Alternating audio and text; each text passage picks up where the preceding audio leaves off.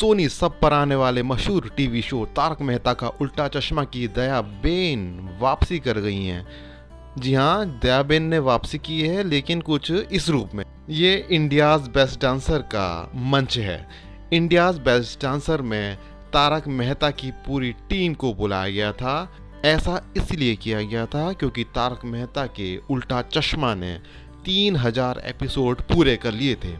पूरी की पूरी टीम इंडियाज बेस्ट डांसर के मंच पर एज एन गेस्ट आई हुई थी। इसी दौरान मंच पर एंट्री हुई ऋतुजा जुन्नाकर और कोरियोग्राफर आशीष पटेल की।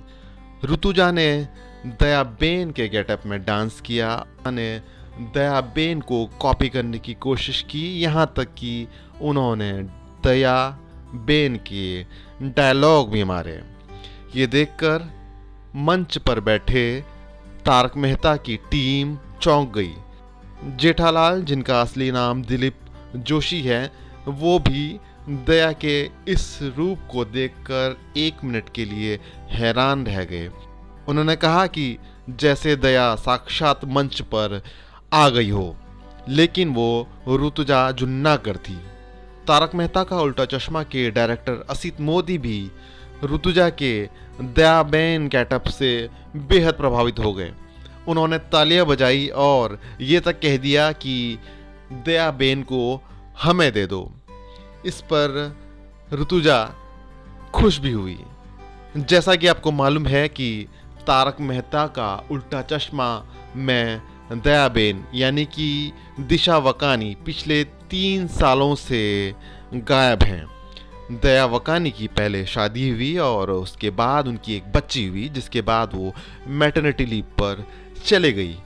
पिछले 3 साल से जेठालाल दया के बिना अकेले हैं और इसका प्रभाव शो की रेटिंग पर भी पड़ा है और इसीलिए इस शो के डायरेक्टर्स प्रोड्यूसर्स को दया बेन की तलाश है। इसीलिए जब इंडियाज बेस्ट डांसर के मंच पर ऋतुजा जुन्नाकर दया बेन बन के आई तो ये टीम बेहद खुश हुई। मैं आपको ये भी बता दूं, दया बेन यानी कि दिशा वकानी ने पिछले दिनों ये कहा है कि वो तारक मेहता के उल्टा चश्मा में कुछ दिनों बाद वापसी कर लेंगी।